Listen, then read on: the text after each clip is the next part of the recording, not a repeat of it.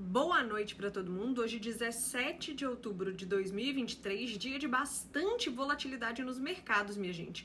Se a gente observa como é que as bolsas e o dólar fechou no mundo, a gente nem imagina o tanto que essas bolsas e o dólar também se movimentaram de positivo para negativo, de negativo para positivo ao longo do dia por causa de vários fatores completamente independentes, alguns correlacionados ou não, que acabaram fazendo preço nos ativos do mercado financeiro do mundo todo, ok?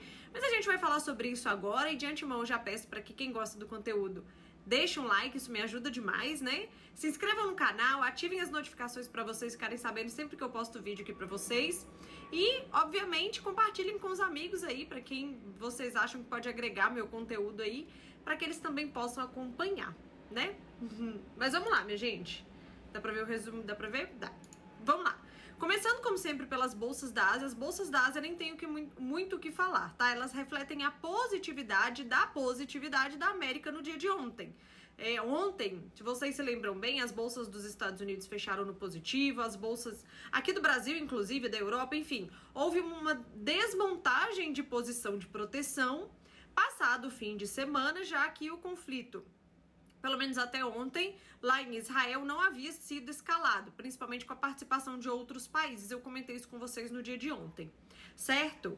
Então, na medida em que o mercado acalma em relação a esse tema, as desmontagens de posição de proteção que os investidores, traders e o mercado de um modo geral fez na sexta-feira, acabou trazendo positividade para as bolsas no dia de ontem e a negatividade para o dólar. E isso se respingou nas bolsas da Ásia, tá? Nós não tivemos nenhum motivador muito específico acontecendo por lá, ok? Vale lembrar, minha gente, que hoje à noite saiu uma bateria de indicadores econômicos na China, que aí sim podem trazer preço para os mercados da Ásia, que vão se refletir nos nossos aqui provavelmente no dia de amanhã, ok? De qualquer forma, movimentação da Ásia seguindo a movimentação da América no dia de ontem. Quando a gente vem aqui para o minério de ferro segue mais um dia positivo, mas vale lembrar que essa positividade aqui ela é um pouco mais tranquila, tá? Igual eu falo para vocês, como o minério de ferro ele é negociado em várias janelas ao longo do dia. Então abre e fecha, passa um tempo, abre e fecha a janela de negociação, tá? E esse percentual aqui, ele é referente à última janela. Por isso que a gente precisa sempre acompanhar o valor da cotação. Quando a gente olha a cotação em yuan de agora e o de ontem de manhã, subiu um pouquinho? Subiu, mas foi bem pouco aí, tá? De qualquer forma, a gente pode dizer que o minério de ferro tá muito mais dentro da estabilidade do que qualquer outra coisa. O petróleo, minha gente, agora ele está bastante positivo, mas vale lembrar que ele esteve negativo hoje ao longo do dia, tá? Vamos falar um pouquinho sobre o petróleo. O petróleo hoje, na medida em que até o inicinho da tarde ali, o mercado estava mais calmo em relação ao conflito de Israel, tá? Em relação a um possível acordo de alívio de sanções dos Estados Unidos com o petróleo venezuelano, que colocaria uma oferta de petróleo maior no mercado, né? E também, minha gente, hoje o Banco Central da Rússia, em sua fala, ele sinalizou que pode ser que a OPEP+, reconsidere aumentar sua produção, tá? Apesar disso ter sido desmentido depois por um membro da própria Rússia, ainda assim isso acabou trazendo uma positividade para o petróleo e também saíram indicadores econômicos nos Estados Unidos, que eu vou comentar com vocês já que vieram mais fortes do que o esperado, trazendo a expectativa de juros nos Estados Unidos higher for longer, ou seja, juros nos Estados Unidos altos por mais tempo para conseguir controlar a inflação, já que a atividade econômica lá ainda segue muito forte, na verdade segue reaquecendo, e na medida em que você precisa manter os juros altos por mais tempo, a expectativa é de desaceleração da economia, o que demanda menos petróleo. Então, esses motivos que eu comentei com vocês aqui acabou fazendo o petróleo hoje ficar no negativo ao longo do dia, ok? Porém, minha gente, agora no início da tarde, houve uma bomba atingiu um hospital em Gaza, infelizmente. E a expectativa é que tenham muitos mortos enfim, tem muito assunto, tem muita notícia sobre esse tema agora à tarde, tá? Israel alega que ele não teve nada a ver com isto, tá? Mas os palestinos alegam que foi uma bomba que veio de Israel, enfim, né? Fato é que gerou-se uma crise humanitária que envolveu o posicionamento, uma crise humanitária maior, né? Maior do que o que já está acontecendo. Que gerou o posicionamento de outros países em relação a isto.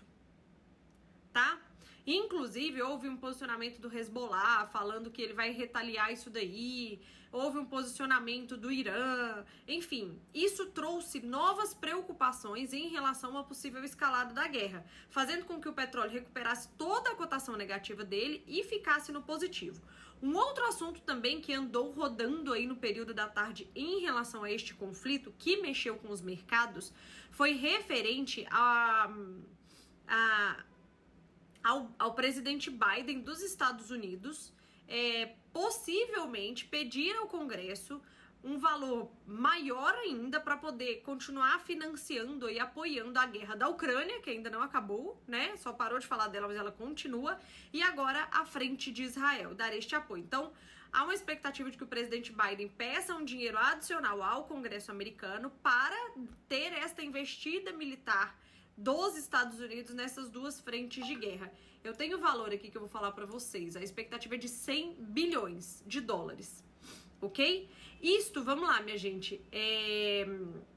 Sim, este é o segundo assunto, né, que nós tivemos aí no período da tarde em relação a este conflito. Então, tivemos essa bomba que acabou caindo nesse hospital lá em Gaza, que tá gerando ruído entre vários países aí, e novamente surge a preocupação de uma escalada dessa guerra. Além disso, um possível apoio financeiro aí do presidente Biden em relação às duas frentes de guerra que nós estamos falando aqui, tanto a da Ucrânia quanto a de Israel. E também, minha gente, os Estados Unidos se posicionou no dia de hoje dizendo que se Hezbollah entrar no conflito, entrar no confronto, eles entrarão com força militar.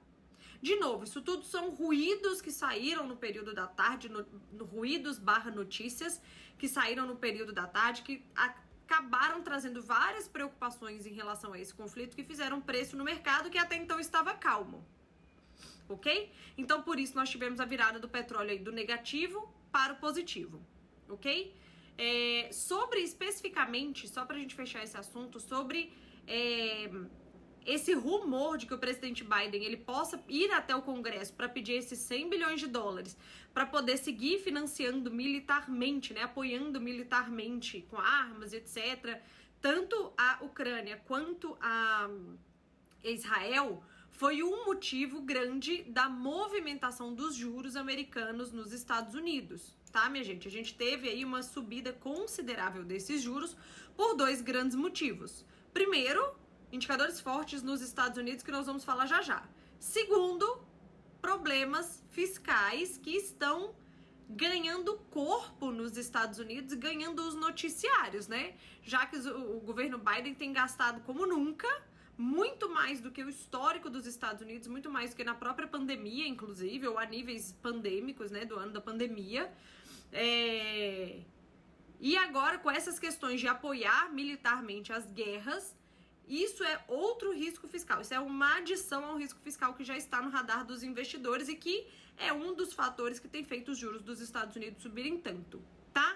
Eu falo isso por quê? Porque as bolsas hoje estavam no positivo pela manhã, tá? Mas acabaram devolvendo boa parte da alta e fechando dentro da estabilidade por conta dessas movimentações que eu estou comentando com vocês. Então, voltando aqui, né? Falamos do petróleo, da movimentação do petróleo. As bolsas da Europa fizeram basicamente a mesma movimentação. Elas estavam até mais positivas pela manhã.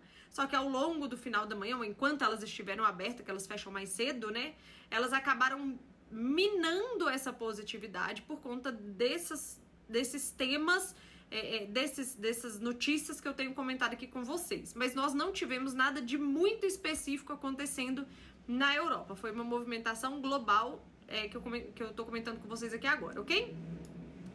Quando a gente vem para as bolsas dos Estados Unidos, as bolsas dos Estados Unidos, elas estão, tirando o Russell 2000, elas estão dentro de uma estabilidade, mas elas oscilaram entre positivo e negativo. Vamos falar agora dos Estados Unidos, minha gente. Nós tivemos dois indicadores importantes saindo por lá no dia de hoje, vendas no varejo e produção industrial, e todos dois vieram muito fortes, acima do mês passado e acima do que o mercado esperava, principalmente vendas no varejo, mostrando o reaquecimento, corroborando com o argumento de que a atividade econômica dos Estados Unidos está reaquecendo. Resta saber se este reaquecimento da atividade dos Estados Unidos é inflacionária ou não. Em que momento e se terá este momento, né, em que o reaquecimento da atividade nos Estados Unidos vai se refletir tanto no CPI quanto no PCE, ok? Então, assim, esses dados fortes hoje fizeram com que a narrativa de juros nos Estados Unidos higher for longer se confirmasse ainda mais, fazendo com que os juros dos Estados Unidos ficassem mais altos, fazendo com que as bolsas arrefecessem parte da alta, ok? E vale lembrar, minha gente, que tem saído balanços nos Estados Unidos. Hoje, por exemplo, saíram alguns balanços de bancos e eles vieram muito bons. Tá, de novo, né? Semana passada nós tivemos balanços bons de bancos nos Estados Unidos e no dia de hoje também. Fato é que isso se reflete um pouco bom, principalmente no Russell 2000, tá? Ele acaba surfando, olhando muito mais para essa questão dos balanços. Ok? Então vejam que nós tivemos drives completamente distintos no dia de hoje. Sim, e para corroborar com esses vários insights distintos que nós tivemos ao longo do pregão de hoje, vale ressaltar que tivemos também falas de vários membros do Banco Central americano em que eles reforçaram a ideia de que eles não veem um aumento de juros nas próximas reuniões, mas que eles veem os juros dos Estados Unidos altos por mais tempo para conseguir controlar a inflação. Então são indicadores fortes por um lado, falas dovish por outro, né? O presidente Biden apimentando aí o tema fiscal na medida em que ele quer apoiar militarmente a guerra e para isso ele precisa de dinheiro. Assuntos no final da tarde relacionados às preocupações de uma escalada do conflito ou dos rumos que esse conflito está tomando, balanços positivos, enfim.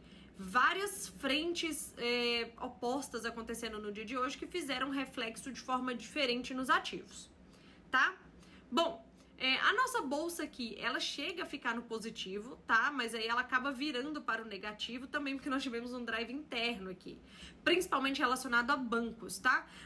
Tá tendo uma discussão em relação aos juros rotativos do parcelamento do cartão de crédito. E teve uma reunião ontem à noite, quem tá puxando esse tema e tomando a frente desse tema aí é o presidente do Banco Central brasileiro, Roberto Campos Neto, e na reunião que ele teve ontem, junto do mercado, das partes envolvidas, das partes interessadas, né, não chegaram a um acordo, tá? E esse não acordo tem incomodado, de certa forma, tem começado a incomodar um pouco mais o mercado e principalmente bancos que são quem sofrem aí com essa incerteza em relação a esse tema, tá? Então, bancos hoje pesaram na nossa bolsa, apesar de Vale positiva e Petro positiva.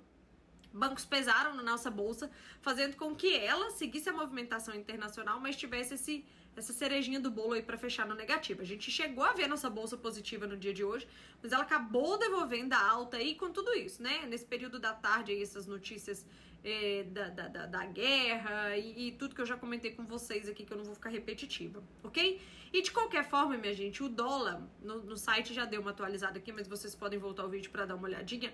O dólar no mundo, de um modo geral, ele ficou dentro da estabilidade. Também tivemos oscilações positivas, oscilações negativas, mas no final das contas ele ficou calmo e dentro de uma certa estabilidade, ok? Então hoje tivemos muitos drives diferentes. Para quem opera entende parte da dificuldade dessas interpretações macro e suas implicações no mercado, né? Mas faz parte, a gente tem que estar preparado para dias como hoje também para operar, ok? Bom, minha gente, então é isso. Espero que tenham entendido o dia de hoje. Eu tentei falar ponto a ponto no que me cabia aqui para que vocês pudessem entender. De novo, se gostarem do conteúdo, deixem o like. Se tiverem dúvidas, eu estou à disposição. E até o vídeo de amanhã, né? Beijo!